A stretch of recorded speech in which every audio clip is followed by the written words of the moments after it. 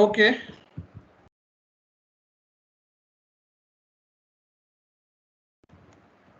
See, SAP లో sub modules మనం చూసినట్లయితే బేసిక్గా ఇవన్నీ సబ్ మాడ్యూల్సే. ఓకే, FIలో ఉన్న sub modules general ledger, accounts receivables, accounts payables, ఇవన్నీ 3 జనరల్. ఇవి 3 మనకి main fixed assets bank accounting వరకు. సో ఇవి మెయిన్ సబ్ మాడ్యూల్స్ అనమాట. సో జనరల్ లెడ్జర్ అకౌంటింగ్ అంటే బేసిక్గా కనబడతలేదా? లేదు సార్, నా స్క్రీన్ షేర్ చేశానండి ఆల్రెడీ. మేబీ మీకు ఒకరిగా కనపడకపోవచ్చు. Visible sir. విజిబుల్ అంటే లాగౌట్ చేసి login. Okay, so general ledger accounting అంటే ప్రతి ట్రాన్సాక్షన్లోనూ జిఎల్ ఉంటుంది. కాబట్టి ప్రతి ఏ ట్రాన్సాక్షన్ చూసుకున్నా అందులో జిఎల్ ఉంటుంది కన్ఫామ్గా. జిఎల్ వదిలిపెట్టదు. ఎప్పుడైనా గుర్తుపెట్టుకోండి, ఒక కస్టమర్ కేసులో కానీ, ఒక వెండార్ కేసులో కానీ, ఒక సేల్స్ కేసులో కానీ 100% జిఎల్ అనేది లింక్ అయి ఉంటుంది. కాబట్టి సో జిఎల్ అంటే ఇక్కడ సో పర్చేజింగ్ చేసినా జిఎల్ ఉంటుంది, సేల్స్ చేసినా జిఎల్ ఉంటుంది, వెండార్ చేసినా వెండార్కి ఇన్వాయిస్లు పోస్ట్ చేశారు మీరు, raw material is GL, vendor, customer చేశారు sales GL, so rent paid అన్నారు rent GL, bank GL. So కాబట్టి ఎనీ కైండ్ ఆఫ్ ట్రాన్సాక్షన్స్ మీరు పోస్ట్ చేస్తే 100% దాంతో జిఎల్తో లింక్ అయి ఉంటుంది. అంటే జిఎల్ అనేది ఇంటిగ్రేట్ అయి ఉంటుంది. సింపుల్గా చెప్పాలంటే ఈ జిఎల్ అనేది financial accounting, accounts receivable, control, material management, human resource manage, capital management, treasury risk management, TRM, travel management, ఇవన్నీ అదర్ మాడ్యూల్స్. అన్ని మాడ్యూల్స్తోని జిఎల్ అనేది లింక్ అయి ఉంటుంది. సింపుల్గా చెప్పాలంటే ఈ జిఎల్ అనేది asset accounting, FI accounts, controlling, ప్రతి దాంట్లోనూ జిఎల్ ఉంటుంది, ప్రతి మాడ్యూల్లోనూ. సో జిఎల్ సంబంధించి మీరు ఎంట్రీస్ పోస్ట్ చేస్తారు. జర్నల్ అంటే సో మనం ప్రతిరోజు జరిగే ట్రాన్సాక్షన్స్ని రికార్డ్ చేసి ఒక ఎంట్రీ పాస్ చేస్తున్నాం, దాన్ని జర్నల్ అంటాం. సో ఎవరైతే నాన్ కామర్స్ బ్యాక్గ్రౌండ్ ఉన్నారో అలాగే సో ఇప్పుడు ప్రతిరోజు కంపెనీ అన్న తర్వాత నెంబర్ ఆఫ్ ట్రాన్సాక్షన్ జరుగుతాయి, sales, purchases. Okay, so vendor దగ్గర నుంచి కొనటం, అమ్మటం, అసెట్స్ని పర్చేస్ చేయటం, అదే అసెట్స్ని మనం సేల్ చేయటం. ఓకే, సో ఇవన్నీ కూడా ట్రాన్సాక్షన్స్ అంటాం. ట్రాన్సాక్షన్స్ అంటే ఏంటి? Which can be expressed in terms of మనీతో మెజర్మెంట్ చేసేవన్నీ కూడా ట్రాన్సాక్షన్స్ అంటాం. కాబట్టి ప్రతి ట్రాన్సాక్షన్కి ఒక జర్నల్ అనేది ఉంటుంది. ప్రతి జర్నల్ అంటే ప్రతి దానికి ఒక డెబిట్, క్రెడిట్ ఉంటుంది. ఒక ట్రాన్సాక్షన్ జరిగిందంటే దానికి ఒక సైడ్ నుంచి డెబిట్ ఉంటుంది, ఒక సైడ్ నుంచి క్రెడిట్ ఉంటుంది. కాబట్టి రెంట్ పెయిడ్ అనే ఒక ట్రాన్సాక్షన్, శాలరీ పెయిడ్ ఒక ట్రాన్సాక్షన్, అడ్మినిస్ట్రేషన్ పెయిడ్ ఒక ట్రాన్సాక్షన్, అవుట్ స్టాండింగ్ ఎక్స్పెన్సెస్ ఒక ట్రాన్సాక్షన్. సో ప్రతిదీ కూడా ఒక ట్రాన్సాక్షన్. సో ట్రాన్సాక్షన్కి 100% డెబిట్, క్రెడిట్ అనే రెండు మ్యాచ్ అవ్వాలి. డెబిట్ ఎంత అయిందో క్రెడిట్ కూడా అంతే రావాలి. కాబట్టి అదే బేస్ మీద మీరు ఫస్ట్ జిఎల్ క్రియేట్ చేసిన తర్వాత నెక్స్ట్ ట్రాన్సాక్షన్స్ పోస్ట్ చేశారు. సో ట్రాన్సాక్షన్ మనం ఇక్కడ రెంట్ పెయిడ్, శాలరీ పెయిడ్ రెండు పోస్ట్ చేస్తాం. బట్ రియల్ టైంలో నెంబర్ ఆఫ్ ట్రాన్సాక్షన్స్ జరుగుతూ ఉంటాయి కంపెనీలో. ఆ కంపెనీలో జరిగే ట్రాన్సాక్షన్స్ అనేవి బిజినెస్ సంబంధించిన ట్రాన్సాక్షన్స్. బిజినెస్లో ప్రతి యాక్టివిటీ అంటే దాన్ని 100% అది ట్రాన్సాక్షన్ కింద అయ్యే ఛాన్సెస్ ఉంది. సో ఆ ట్రాన్సాక్షన్ని మనం రికార్డు చేస్తున్నాం జర్నల్ రూపంలో. కాబట్టి ప్రతి దానికి కూడా ఈ జర్నల్ అంటే ఎంట్రీ రికార్డ్ చేస్తున్నాము. ఆ ఎంట్రీ రికార్డ్ చేసింది లెడ్జర్లో పోస్ట్ చేస్తాం. ఫస్ట్ మీరు జనరల్గా ఇవన్నీ కూడా బేసిక్స్ మీ అందరికీ నాకంటే బాగా తెలుసు. సో నేను నాన్ కామర్స్ బ్యాక్గ్రౌండ్ అయినా మీకు బాగానే చెప్తాను. జర్నల్ తర్వాత లెడ్జర్ తర్వాత ఏంటండి, ఎవరు చెప్తారు? ట్రయల్ బ్యాలెన్స్, తర్వాత profit and loss account, financial statements.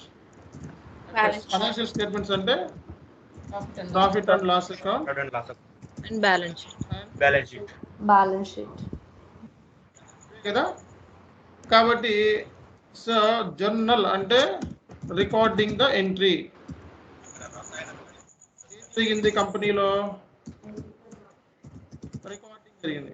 Recording అంటే ఏం రికార్డింగ్ చేయటం. ఏం రికార్డ్ చేసిన డైలీ అన్న తర్వాత ప్రతిరోజు కూడా సెవరల్ కైండ్ ఆఫ్ ట్రాన్సాక్షన్ జరుగుతాయి కంపెనీలో.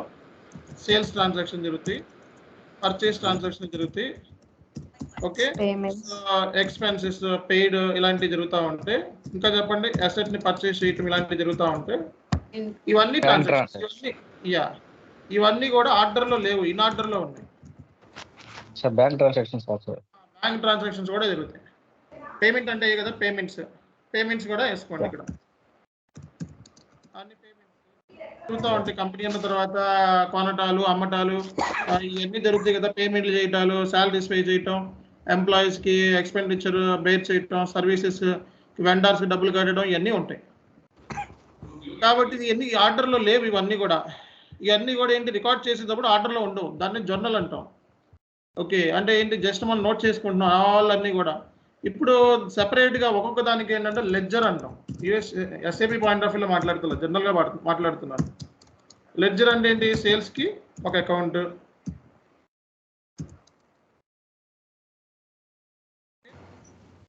అలాగే పర్చేజెస్కి ఒక అకౌంట్. అంటే ఏంటి? సీక్రిగేషన్. ఏమీ లేదండి, రామ, సీత, మోహన్, కృష్ణ నలుగురు ఉన్నారు. నలుగురి దగ్గర నుంచి నాకు డబ్బులు రావాలి. ఓకే, క్యాష్ ఫీజు రావాలి. నేను ఏం చేసుకుంటాను? రామ సెపరేట్ అకౌంట్, నాకు ఇంత ఫీజు రావాలి. కృష్ణ సెపరేట్ అకౌంట్, నాకు ఇంత ఫీజు రావాలి. మోహన్ సెపరేట్ అకౌంట్, ఇంత ఫీజు రావాలి. అంటే 3 అకౌంట్లు మెయింటైన్ చేసుకుంటా. ఎందుకంటే ముగ్గురు ఒకటి కాదు కాబట్టి 3 అకౌంట్లు మెయింటైన్ చేసుకుంటాం. అదే పర్చేజ్ అన్నా అనుకోండి, పర్చేజ్ అంటే ప్రతిరోజు ఏదో ఒకటి కొంటా ఉంటాం. పెన్సిల్ కొంటాము, చాక్ పీసులు కొంటాము, అలాగే మనకి ల్యాప్టాప్లు కొంటాము. ఇలాంటివన్నీ కూడా ఏంటి? అన్నిటికీ ఒక అకౌంట్ మెయింటైన్ చేయలేము. మిస్లేనియస్ ఎక్స్పెన్సెస్ ఇవన్నిటికీ ఒక అకౌంట్ మెయింటైన్ చేయలేము అనమాట. కాబట్టి అందుకే జస్ట్ మనం పర్చేజ్ అని ఒక అకౌంట్ మెయింటైన్ చేస్తాం అనుకోండి, అందులో ఒకసారి రికార్డ్ చేసుకోవచ్చు ఒకే అకౌంట్ మెయింటైన్ చేస్తుంటే. అట్లా సపరేట్గా మెయింటైన్ చేయడం లెడ్జర్ అంటాం. ఓకే, ఫస్ట్ జర్నల్, తర్వాత లెడ్జర్, ఆ తర్వాత ట్రయల్ బ్యాలెన్స్. అంటే ఏంటి? సీగ్రిగేషన్ అయిన తర్వాత మనకి క్లోజ్ చేసుకుంటాం బ్యాలెన్స్. మంత్ ఎండింగ్ వచ్చేటప్పటికి ఇందులో డెబిట్ ఎంత ఉంది, క్రెడిట్ ఎంత ఉంది, మిగతా ఎంత ఉంది అనేది బ్యాలెన్స్ వేసి ఆ బ్యాలెన్స్ ట్రయల్ బ్యాలెన్స్ ఫార్వర్డ్ చేసుకుంటాం. ట్రయల్ బ్యాలెన్స్లో ఏంటంటే కరెక్షన్ చేసుకుంటాం. ఏమైనా ఫైనాన్షియల్ స్టేట్మెంట్స్ అనేవి కరెక్ట్గా ఉన్నాయా లేదా, అంత కరెక్ట్గా పోస్ట్ చేయని లేదా. సో ట్రయల్ అంటే అది కంప్లీట్గా మెయిన్ కాదు. మెయిన్ ఏంటి? ఇది మెయిన్ ఫైనాన్షియల్ స్టేట్మెంట్. దీని ముందు ఏంటంటే ఏమైనా ఎర్రర్స్ ఉంటే రెక్టిఫికేషన్ చేసుకోవడం, ఏమైనా అడ్జస్ట్మెంట్ ఎంట్రీస్ పోస్ట్ చేసుకోవడం, ఇలాంటివన్నీ కూడా ట్రయల్ బ్యాలెన్సెస్. అంటే ఇది కంప్లీట్గా ఇది ట్రయల్ బేసిస్ మీద మనం చెక్ చేసుకుంటాం అనమాట. సో ఏమైనా మిస్లీనియస్ ఎక్స్పెన్సెస్ మిస్ అయినాయి అనుకోండి, కొన్ని మిస్ ఒక టాలీ అవ్వవు, అకౌంట్స్ టాలీ కావు, అలాంటప్పుడు సస్పెన్స్ అకౌంట్స్ అని అవన్నీ మెయింటైన్ చేసుకుంటాం. సో అవన్నీ ఫైనల్గా ఫైనాన్షియల్ స్టేట్మెంట్ ప్రిపేర్ చేస్తాం ఫైనల్గా. కాబట్టి ఎస్ఏపిలో ఏంటంటే జర్నల్ అంటే ఎంట్రీ, సేల్స్ ఎంట్రీ ఏంటి, క్రెడిట్ సేల్స్ ఎంట్రీ ఏంటి, క్రెడిట్ పర్చేజ్ ఎంట్రీ ఏంటి, అవుట్ స్టాండింగ్ ఎక్స్పెన్స్ ఎంట్రీ ఏంటి, అసెట్ పర్చేజ్ చేసే ఎంట్రీ ఏంటి, పేమెంట్ చేసే ఎంట్రీ ఏంటి. ఇది ఎంట్రీలు జర్నల్ అంటే. ఈ ఎంట్రీని నువ్వు ఎస్ఏపిలో ఏం చేస్తున్నావు? ఇప్పుడు పోస్ట్ చేసావు ఇందాక, rent paid, salary paid, vendor rent, purchasing raw material. Okay, so అలాగే క్రెడిట్ సేల్స్ ఇవన్నీ చేసావు. సో అవన్నీ లెడ్జర్లో పోస్ట్ చేస్తున్నావు డైరెక్ట్గా. అంటే జర్నల్ని ఎంట్రీస్ని డైరెక్ట్గా లెడ్జర్లో పోస్ట్ చేస్తుంది. కాబట్టి మనకి ఇక్కడ కనపడే ఎస్ఏపిలో లెడ్జర్ కనపడుతుంది మీకు. ఓకే, సో FB03లోకి వెళ్ళి చూస్తే జర్నల్ కనపడుతుంది. ఎంట్రీ ట్రాన్సాక్షన్ ఏం పోస్ట్ చేస్తామో కనపడుతుంది. FB03లోకి వెళ్ళి ఏదైనా రెంట్ ఒక ఎంట్రీ పోస్ట్ చేసిన తర్వాత ఆ ట్రాన్సాక్షన్ చూడాలంటే FB03లోకి వెళ్ళి చూస్తున్నాం, ట్రాన్సాక్షన్ కనపడుతుంది. సో అట్లా మనకి సో ఈ జిఎల్ అనేది ఒక మాడ్యూల్తో కాదు, ఇన్ని మాడ్యూల్తో జిఎల్ అనేది లింక్ అయ్యి ఉంది. ఓకే, అసెట్ అకౌంటింగ్తో, FI, receivables, accounts payables, controlling, asset management, material management, home and capital management, treasury risk management, travel management, ఇన్ని మాడ్యూల్తో ఎస్ఏపిలో జిఎల్ అనేది లింక్ ఇంటిగ్రేట్ అయ్యింది. ఈ జిఎల్ని మల్టిపుల్ కేసెస్లో యూజ్ చేస్తారు. ఎక్కడ వెండర్ సంబంధించిన ట్రాన్సాక్షన్స్లో, కస్టమర్ సంబంధించిన ట్రాన్సాక్షన్స్లో, ఎసెట్ సంబంధించిన ట్రాన్సాక్షన్స్లో, శాలరీస్ పే చేసే చోట, సేల్స్ చేసే చోట, డిస్ట్రిబ్యూషన్ చేసే చోట, పర్చేసింగ్ చేసే చోట, మెటీరియల్ కన్జప్షన్ చేసే చోట, ఇలా మల్టిపుల్ కేసెస్లో, మల్టిపుల్ సినారియోస్లో, మల్టిపుల్ ట్రాన్సాక్షన్స్లో ఈ జిఎల్ అనేది ఉంటుంది. కాబట్టి జిఎల్ క్రియేట్ చేయడం అనేది చాలా important aspect. So but real టైంలో దీనికి సెపరేట్గా ఒక మాస్టర్ డేటా ఉంటుంది. జిఎల్ క్రియేట్ చేయడానికి సెపరేట్గా రియల్ టైంలో వేరే టీం ఉంటుంది. Okay, so GL master data, vendor master data, అలాగే మాస్టర్ డేటా అంటే ఏంటిది? కస్టమర్ మాస్టర్ డేటా, అలాగే ఇంకేం చెప్పండి, asset master data, bank master data. ఇవన్నీ మాస్టర్ డేటాలని ఎస్ఏపిలో, ఎఫ్ఐలో. ఈ మాస్టర్ డేటాలు క్రియేట్ చేయడానికి ఒక టీం ఉంటుంది, MDM team, master data management team. ఈ టీం ఏం చేస్తుందంటే ఆల్ మాస్టర్ డేటా అంతా కూడా ఎక్స్టెన్షన్ చేయటం వీళ్ళ duty. So as a FICO consultant కింద నీకు అన్ని ఏరియాస్ మీద నాలెడ్జ్ అనేది ఉండాలి 100%. సో ఎందుకంటే రేపొద్దున జాబ్లో ఒక FIలోనే జాబ్లోనే వేస్తారని అనుకోవద్దు. సో బ్యాంకింగ్లో వేయచ్చు, ట్రెజరీలో వేయచ్చు, కాంట్రాక్ట్ అకౌంటింగ్లో వేయచ్చు, లేకపోతే నేను తీసుకెళ్ళి సేల్స్ మాడ్యూల్లో వేయచ్చు, లేకపోతే నేను తీసుకెళ్ళి MM మాడ్యూల్లో వేయచ్చు, లేదా PSలో వేయచ్చు. Any kind of work FI వాళ్ళకి ఇచ్చే ఛాన్సెస్ ఉంటాయి రియల్ టైంలో. ఎందుకంటే FI రిక్వైర్మెంట్ అలా ఉంది. మరి FI చేసినోడు ఎనీ మాడ్యూల్ చేయగలుగుతాడు ఈజీగా, ఎందుకంటే అంత వాస్ట్ కాన్సెప్ట్ కాబట్టి దానికి అంత వెయిటేజ్ ఉంది. ఓకే, సో ఆ కాన్సెప్ట్ చేసినప్పుడు అదర్ మాడ్యూల్స్ అనేవి ఈజీ అయిపోతాయి. ఎందుకంటే ఇందులో మనం నేర్చుకునే కాన్ఫిగరేషన్స్ చాలా ఎక్కువ కాన్ఫిగరేషన్స్ ఉంటాయి. ఆ ఎక్కువ కాన్ఫిగరేషన్స్ మూలంగా అదర్ మాడ్యూల్స్లో మనకి ఈజీనెస్ అనేది కనపడుతుంది. ఎందుకు చేస్తున్నాము, ఎలా చేస్తున్నాము అనే లింకేజ్ అనేది ఇది బాగుంటుంది. అలాగే MM మాడ్యూల్ కనుక చేస్తే ఆల్ ఇంటిగ్రేషన్ నాలెడ్జ్ అనేది FI మాడ్యూల్తో ఎంతైతే ఇంటిగ్రేషన్ నాలెడ్జ్ అంతకంటే ఎక్కువ MM మాడ్యూల్లో ఉంటుంది. MM మాడ్యూల్లో మల్టిపుల్ ఆస్పెక్ట్స్, మల్టిపుల్ మాడ్యూల్తో లింక్ అయి ఉంటుంది. కాబట్టి MM మాడ్యూల్తో కూడా చాలా మంచి డిమాండ్ ఉంది మార్కెట్లో.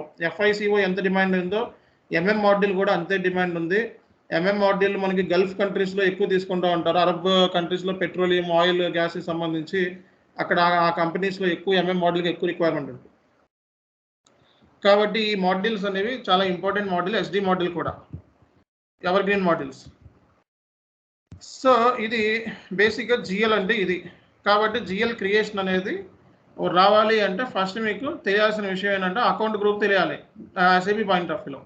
సో అకౌంట్ గ్రూప్స్ తెలియాలంటే బేసిక్ అకౌంట్ నాలెడ్జ్ రావాలి. బేసిక్ అకౌంట్ నాలెడ్జ్ రావాలంటే balance sheet, profit and loss account అంటే ఏంటో తెలియాలి. బ్యాలెన్స్ షీట్లో అసెట్ సైడ్ ఏముంటాయి, లైబిలిటీ సైడ్ ఏముంటాయి, అట్లీస్ట్ ఒక ఏదైనా గూగుల్లోకి వెళ్ళి ఎతికినా మీకు దొరుకుతుంది. నేను లాస్ట్ టైం చెప్పాను ఎలా ఎతకాలన్నది కూడా. సో బ్యాలెన్స్ షీట్ అని కొట్టి ఓకే, ఇక్కడ మీరు చూసినట్లయితే కరెంట్ అసెట్స్లో ఏముంటాయి ఇచ్చాడు. మీరు ఎప్పుడన్నా చూడాల్సింది ఏంటంటే ఎక్కువ ఉన్నాయి తీసుకోవాలి. సో ఎక్కువ ఉన్నాయి తీసుకుంటే మీకు ఎక్కువ నేర్చుకునే ఛాన్సెస్ ఉంటాయి. ఇది తీసుకోండి. సో కరెంట్ అసెట్లో cash, short term investment, accounts receivables, other receivables, inventory, supplies, prepaid expenses ఇవన్నీ కూడా కరెంట్ అసెట్లో. స్టాక్ కూడా కరెంట్ అసెట్. కాబట్టి స్టాక్ అన్నానంటే కరెంట్ అసెట్, క్యాష్ అన్నానంటే కరెంట్ అసెట్, ఇన్వెంటరీ అన్నానంటే కరెంట్ అసెట్స్, సప్లైర్స్ అన్న prepaid expense current asset. Current liabilities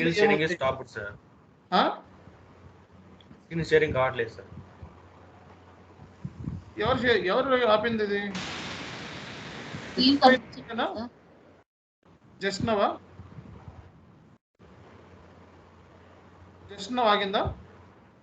recording కా సార్, స్క్రీన్ కనిపించదు. రికార్డింగ్ కా సార్, స్క్రీన్ జస్ట్ నవ్ ఆగింది sir. Correct. Okay, just now అయితే పర్లేదు. సూపర్.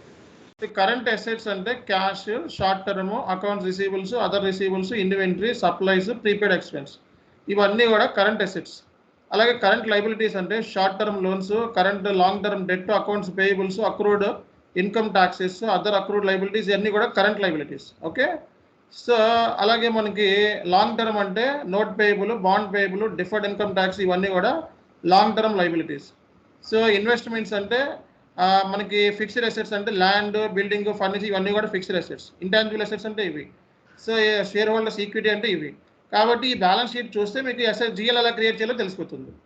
ఫర్ ఎగ్జాంపుల్ నేను అకౌంట్స్ పేయబుల్ సంబంధించిన GL క్రియేట్ చెయ్యి అన్న. ఇందులో అకౌంట్స్ పేయబుల్ ఎక్కడ ఉంది? ఇక్కడ ఉంది. కరెంట్ లైబిలిటీ అంటే కరెంట్ లైబిలిటీ అని తెలిసిపోయింది మీకు. ఓకే, సో ఇన్వెంటరీ అన్నాను. ఇన్వెంటరీ అంటే ఎక్కడ ఉందో ఎదుర్కొంటే కరెంట్ అంటే ఒక బ్యాలెన్స్ షీట్ పెట్టుకోవాలి. నాన్ కామర్స్ వాడు పక్కన, నాన్ కామర్స్ స్టూడెంట్స్ ఎవరైతే ఉంటారో నాకులాగా వాళ్ళు ఏం చేయాలి? సో ఒక బ్యాలెన్స్ షీట్ పక్కన పెట్టుకోవాలి, పెద్ద బ్యాలెన్స్ షీట్ పెట్టుకోవాలి. ఇందులో నుంచి బ్యాలెన్స్ షీట్ ఫార్మేట్ అని కొట్టాలి ముందు నెట్లోకి వెళ్ళి. బ్యాలెన్స్ షీట్ ఫార్మేట్ అనుకోండి.